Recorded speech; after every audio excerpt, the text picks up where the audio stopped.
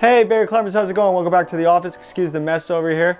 We have a blank wall here that is in need of becoming a climbing wall. So follow me on my journey as I turn this into a DIY climbing wall project. So let's go to Home Depot first and pick out some wood. Okay, first thing we're gonna need is 3 2x4s and make sure they don't have any notches or any cracks in them because those are no good. We want a good healthy piece.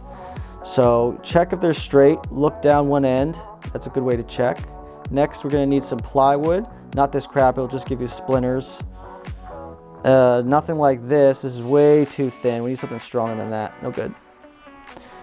Piece like this. Now, oh baby, look at this. Woo, feels great, looks great, strong, and 3/4 inch. Perfect.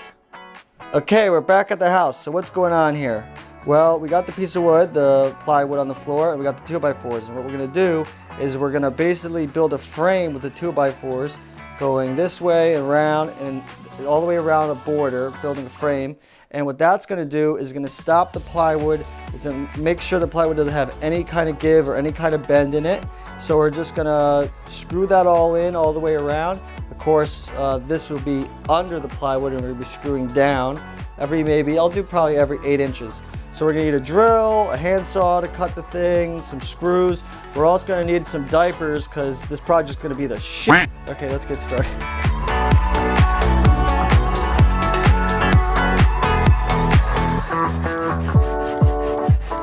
Okay, we got all the screws screwed in and the bores all the way around. So all the 2x4s are all the way around. I end up doing like every 2 foot over here and every 1 foot over here. When you end up doing this and you're doing one board, make sure you put a screw in on this side. You straighten the board, put a screw on that side. That way your board is nice and straight.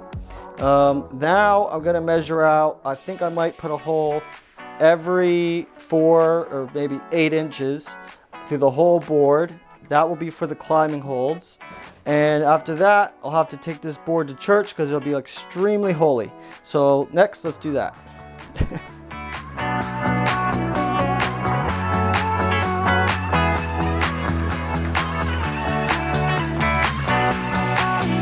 Okay, so I finished all the holes. I used a straight edge to mark the holes. I decided to do about 8 inches apart. Over here, I went over 6, and then 8, 8, 8, 8, 8. And then the next row, I only went over about 3 inches. And then I did like about 8, 8, 8, 8, and I did, so they're kind of staggered, and I did that all the way down. I'm kind of running out of daylight now because I started this project late in the afternoon, so I'm gonna have to finish the rest tomorrow. So it's the next day. We got our 4x8 in all its glory and the 2x4 frame around it, and that's gonna give it some rigidity so it doesn't do any bending while we climb. Now, if you're gonna go the climbing hold route, they're gonna come with these when you purchase them. And these go in the backside. This is the backside, obviously. And they go in these little holes, and then a bolt comes from the other side and pulls the hold in and pinches these teeth right in there, and it's pretty good. And then you can switch out holds whenever you want, and that's pretty handy dandy. Now, if you want to go the total DIY route, there's nothing saying you can't just paint these and screw them in wherever you want and just make them like that. So that's always possible, but I got climbing holds lying around in that bag, so I need to use them up, so that's what I'm gonna do. Now, next step is we're gonna have to build an anchor.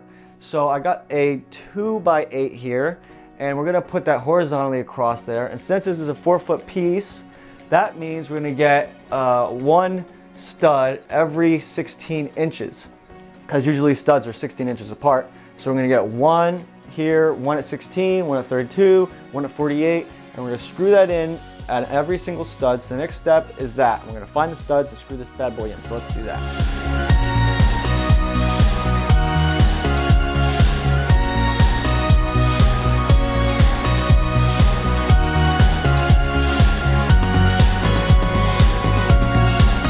Okay, so we got our board in, and like I always say, if you ain't got a good anchor, you ain't got anything. So make sure that's really good.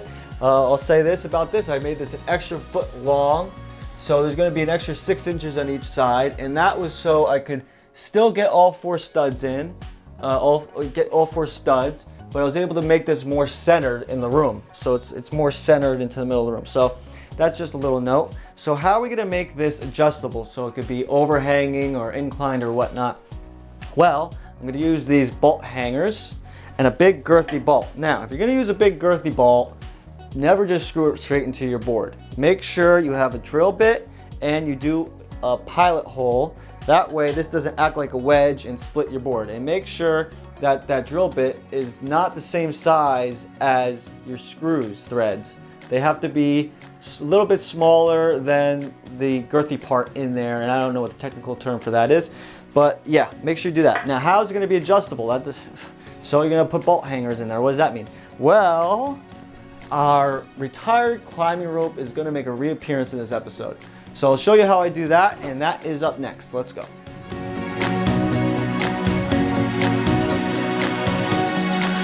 So I'm going to grab this step drill bit now and grab some sandpaper and just tape it onto this step drill bit and then drill it through all those holes that the rope's going to go through. That should make it a nice easy bends for the rope. You could just stick sandpaper there and probably just get it nice, but I'm going to do that and then see how that works, and then I'll just show you what it's like set up with the ropes and everything. Alright, so I got my climbing rope up there now, holding it up. I'll show you how that's up there later. But right now let's add climbing holds, and I better get moving because it looks like I'm running out of light again.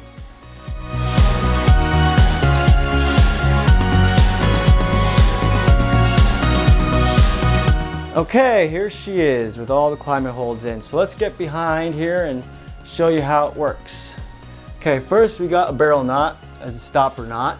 And that goes back here. I might switch this out to a locker, and then feeds through there, and then back over there. Sewn right through here. And then you just take this knot out to adjust it. And then I got a rope over here. I put it's not there now, but I put a clove hitch there, and then another barrel knot as a backup. And then I'll probably do one over there too. I have it set up so I could do one over there too. So let me put this camera over there and I'll show you how I adjust it. First you get your handy dandy ladder, like so. And then you take this knot out, just an overhand. And then you just feed this through.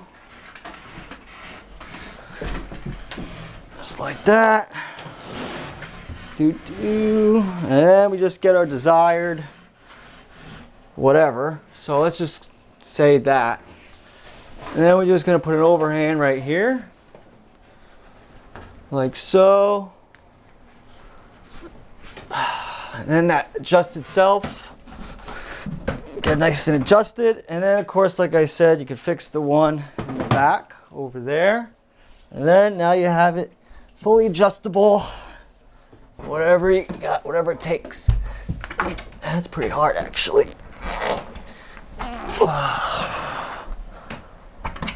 Boom. Okay. Yeah. Nice. Okay. So let's put it in baby mode. Okay. So baby mode is just as simple as finding the correct. I'm gonna already checking this out. I'm gonna need to put a mat at the bottom of this when I do this. That way. It doesn't scuff up the floor, or the floor doesn't damage this thing or out, because it's kind of chipping, because it's like a wood veneer finish. Okay, so anyway, who cares? Let's get this into baby mode. It should be a nice incline, like so. And we gotta get up here, adjust the rope.